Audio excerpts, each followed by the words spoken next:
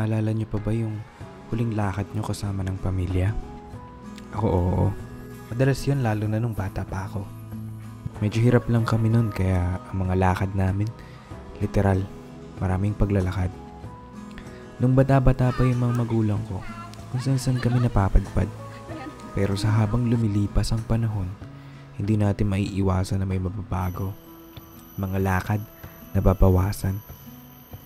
Hindi na kami ganun kadalas umalis ng sama-sama. Madalas sa bahay lang. Kung out of town naman, malamang kanya-kanya.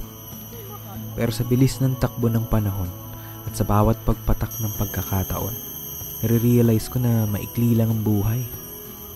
Ang oras, tuloy-tuloy lang ang paglipas. May mga bagay na hindi natin maibabalik at mga pagkakataong hindi na uulit.